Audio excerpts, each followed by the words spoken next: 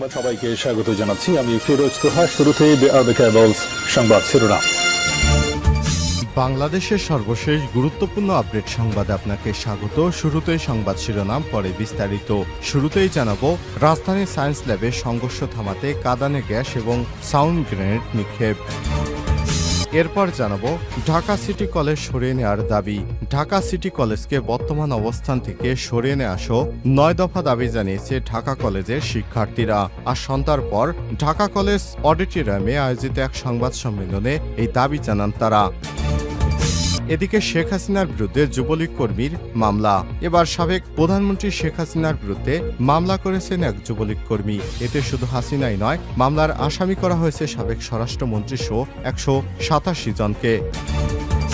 জানাবো, নতুন আইজিপি বাহারুল আলম এবং ডিএমপি কমিশনার শেখ সাজ্জাদ। পুলিশের নতুন মহাপরিদর্শক আইজিপি হিসেবে বাহারুল আলমকে নিয়োগ দিয়েছে সরকার। এছাড়াও ঢাকা মহানগর পুলিশ ডিএমপি কমিশনার হিসেবে নিয়োগ দেওয়া হয়েছে শেখ সাজ্জাদ আলীকে। বুধবার 20 নভেম্বর বিকেলে স্বরাষ্ট্র মন্ত্রণালয়ের জননিরাপত্তা বিভাগের পুলিশ এক শাখার উপসচিব মোহাম্মদ মাহবুর রহমান শেখের সই করা এক প্রজ্ঞাপনে বিষয়টি জানানো হয়েছে।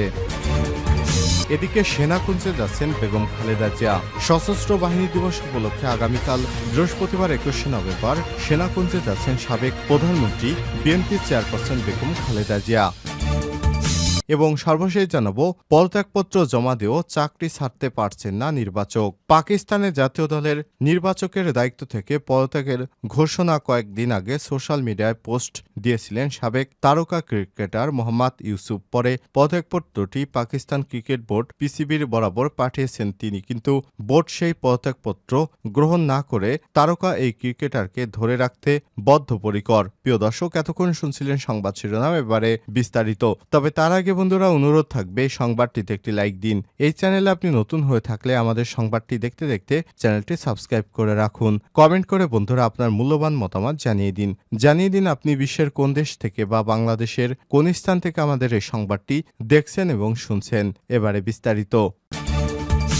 সায়েন্স ল্যাবে সংঘর্ষ থামাতে কাঁদানে গ্যাস, সাউন্ড গ্রেনেড নিক্ষেপ। রাজধানীর সায়েন্স ল্যাব এলাকায় ঢাকা কলেজ ও সিটি কলেজের শিক্ষার্থীদের মধ্যে সংঘর্ষের 2 ঘণ্টায়ও থামেনি। স্বাভাবিকভাবে পরিস্থিতি নিয়ন্ত্রণে ব্যর্থ হয়ে কাঁদানে গ্যাস এবং সাউন্ড গ্রেনেড ছুড়েছে পুলিশ। বুধবার 20 নভেম্বর দুপুরে সংঘর্ষ শুরু হয়। এতে সায়েন্স ল্যাব এলাকায় তীব্র যানজটের সৃষ্টি হয় এবং সব ধরনের যান চলাচল বন্ধ হয়ে যায়। এই প্রতিবেদন লেখা পর্যন্ত সিটি কলেজ ও ঢাকা কলেজের শিক্ষার্থীদের মধ্যে থমথমে অবস্থা বিরাজ করছে। এক পর্যায়ে সেনাবাহিনীর সদস্যরা 2 কলেজের শিক্ষার্থীদের ধাওয়া দিয়ে তাদের ক্যাম্পাসের মধ্যে ফেরত দেয়। এ সময় আইনশৃঙ্খলা বাহিনীর সদস্যরা 2 কলেজের শিক্ষার্থীদের ছত্রভঙ্গ করতে টিয়ার শেল ও সাউন্ড গ্রেনেড ছুড়ে। পরে বিপুল সংখ্যক পুলিশ ও সেনা সদস্যকে ঢাকা কলেজের দিকে যেতে দেখা গেছে। ঢাকা কলেজের শিক্ষার্থীরা এবং আইনশৃঙ্খলা বাহিনী এখন মুখোমুখি অবস্থান করছে। শেষ পর্যন্ত সেনাবাহিনীর সদস্যরা ঢাকা কলেজের ভিতরে ঢুকে অডিটোরিয়ামের দরজা বন্ধ করে দেয় এবং শিক্ষার্থীরা তাদেরকে ভিতরে আটকে দেয়, কারণ শিক্ষার্থীরা দীর্ঘক্ষণ রাস্তায় এসে যান চলাচলে ব্যাঘাত ঘটাচ্ছিল। পাশাপাশি সিটি কলেজের শিক্ষার্থীদের এলোপাতাড়ি মারধর করছিল ঢাকা কলেজের শিক্ষার্থীরা। এতে অনেক শিক্ষার্থী আহত হয়েছে।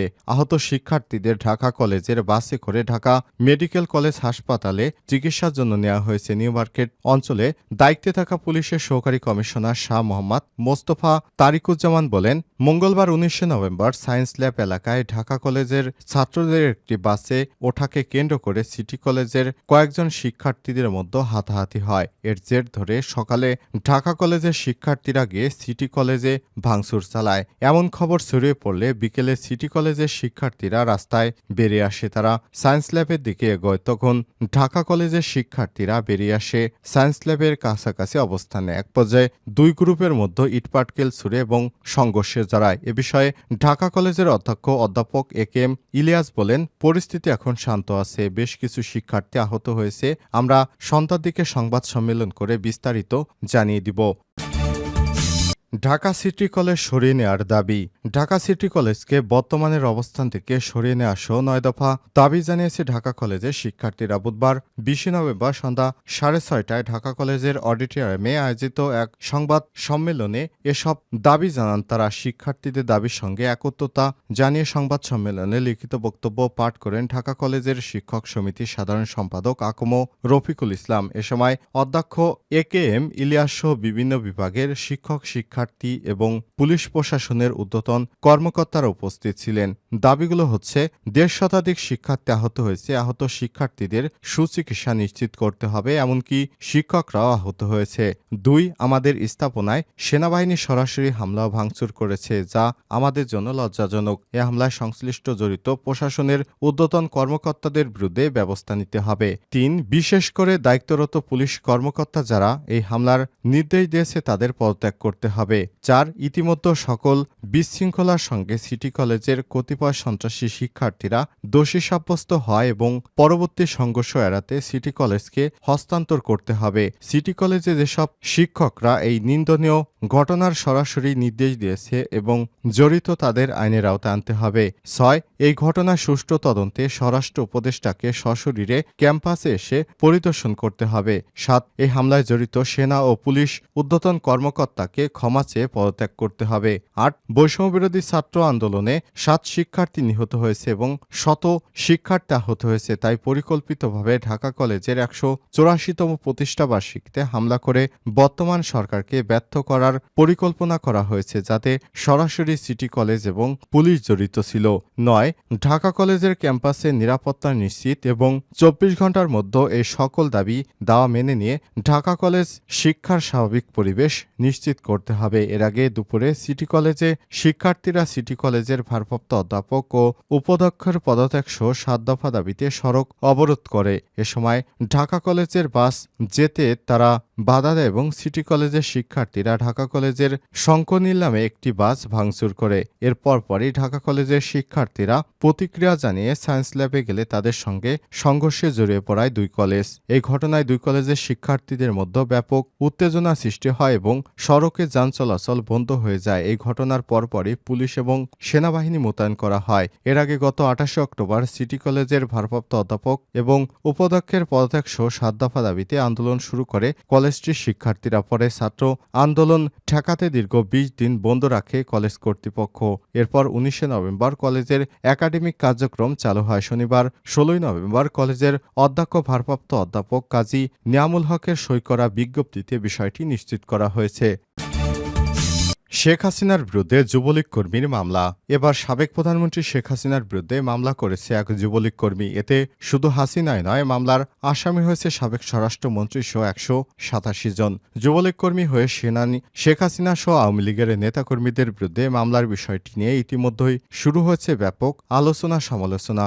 বুধবার 20 নভেম্বর শেখ হাসিনার বিরুদ্ধে করা মামলার বিষয়টি জানাজানি হয়। এর আগে সোমবার 18 November Chittagong metropolitan magistrate Jewel দেবের আদালতে মামলাটি দায়ের করে নগরের নন্দনকাননের বাসিন্দা কফিল উদ্দিন। পরে আদালত police bureau of investigation PBI তদন্তের নির্দেশ দেয় বলে জানান আদালতের বেঞ্চ সহকারী নূরে খোদা। কফিল উদ্দিন কেন্দ্রীয় যুবলীগের সাবেক উপ অর্থ বিষয়ক সম্পাদক হেলাল আকবর চৌধুরী বাবরের অনুসারী হিসেবে পরিচিত। তার বিরুদ্ধে বৈষম্যবিরোধী ছাত্র আন্দোলনে হামলার অভিযোগ সহ অস্ত্র এবং মাদকের একাধিক মামলা রয়েছে। শুধু তাই নয়, গ্রেপ্তারের হয়ে কারাবাস করেছেন একাধিকবার। অনুসন্ধান থেকে জানা যায় বাদী কফিল উদ্দিন নিজেও বিভিন্ন মামলার আসামি। তার বিরুদ্ধে নগরের কোতোয়ালি থানায় অস্ত্র এবং মাদকসহ 3টি মামলা এবং আনোয়ারা থানায় একটি সাধারণ ডায়েরি জিডি করা হয়েছে। এছাড়াও গ্রেপ্তার হয়ে একাধিকবার কারাগারে গেছেন তিনি। রাজনীতিতে চট্টগ্রাম নগরের বৈষম্যবিরোধী ছাত্র আন্দোলনের হামলায় নেতৃত্বদানকারী যুবলীগ নেতা হেলাল আকবর চৌধুরীর অনুসারী হিসেবে পরিচিত তিনি। কফিল উদ্দিন নগরের নন্দনকানন এলাকায় একটি থাই অ্যালুমিনিয়ামের দোকানে চাকরি করেন। এদিকে পুলিশ জানিয়েছে বৈষম্যবিরোধী ছাত্র আন্দোলনে হামলার অভিযোগে গত 10 নভেম্বর কোতোয়ালি থানায় কফিলসহ 278 জনকে আসামি করে একটি হত্যা মামলা দায়ের করে মোহাম্মদ রায়ান নামের এক যুবক। অথচ এমন একজন আসামি খোদ নিজে দলীয় প্রধান শেখ হাসিনা সাবেক স্বরাষ্ট্রমন্ত্রী আসাদুজ্জামান খান কামাল, সাবেক মহাপুলিশ পরিদর্শক আইজিপি আব্দুল্লাল মামুন ও ২৬ জন পুলিশ কর্মকর্তা সহ ১৮৭ জনের বিরুদ্ধে মামলা করেছেন। এতে বিস্মিত হয়েছে অনেকেই। মামলার এজাহারে উল্লেখ করা হয়, গত ৪ আগস্ট নগরের নিউ মার্কেট গোলচত্বর এলাকায় বৈষম্যবিরোধী ছাত্র আন্দোলনে অংশ নেয় কফিল উদ্দিন। ওই দিন আসামিদের কয়েকজনের নির্দেশে পরিকল্পনায় বাকি আসামিরা গুলি করে ককটেল বিস্ফোরণ ঘটায়। এতে তিনি আহত হন। ঘটনার পর হাসপাতালে ভর্তি হন। এতে আরও উল্লেখ করা হয়, ঘটনায় জড়িত আসামিদের নাম ঠিকানা সংগ্রহ ও সুস্থ হতে সময় লাগায় মামলা করতে দেরি হয়েছে তার। নতুন IGP Baharul Alam, DMP commissioner Sheikh Sajjad. পুলিশের নতুন মহাপরিদর্শক আইজিপি হিসেবে বাহরুল আলমকে নিয়োগ দিয়েছে সরকার। এছাড়াও ঢাকা মহানগর পুলিশ ডিএমপির কমিশনার হিসেবে নতুন নিয়োগ দেওয়া হয়েছে শেখ সাজ্জাদ আলীকে। বুধবার ২০ নভেম্বর বিকেলে স্বরাষ্ট্র মন্ত্রণালয়ের জননিরাপত্তা বিভাগের পুলিশ এক শাখা উপসচিব মোহাম্মদ মাহবুবুর রহমান শেখের সই করা প্রজ্ঞাপনে সব তথ্য জানানো হয়েছে। গত ৫ আগস্ট আওয়ামী লীগ সরকারের পতনের পর পুলিশে বড় রদবদল হয়। তখন পুলিশের ৩২তম মহাপরিদর্শক আইজিপি হিসেবে নিয়োগ পান ট্রাফিক অ্যান্ড ড্রাইভিং স্কুলের কমান্ড্যান্ট মোহাম্মদ মইনুল ইসলাম, আর ৩৭তম ডিএমপি কমিশনার হন মোহাম্মদ মইনুল হাসান। জানা গেছে, পুলিশ প্রধান হিসেবে নতুন দায়িত্ব পাওয়া বাহরুল আলম একসময় এসবির প্রধান ছিলেন। ২ দফা পদোন্নতি বঞ্চিত এই কর্মকর্তা ২০২০ সালে অবসরে যান। ২০০৯ থেকে ২০১৩ সাল পর্যন্ত জাতিসংঘ সদর দপ্তরের শান্তিরক্ষা বিভাগে পুলিশ লিয়াজো অফিসার হিসেবে কর্মরত ছিলেন তিনি। ২০১৫ সালে আফগানিস্তানে জাতিসংঘ শান্তিরক্ষা মিশনে সিনিয়র পুলিশ অ্যাডভাইজার হিসেবে কাজ করেন। এর আগে ক্রোয়েশিয়া, সার্বিয়া, কসাভো এবং সিয়েরা লিওনের দায়িত্ব পালন করেন তিনি।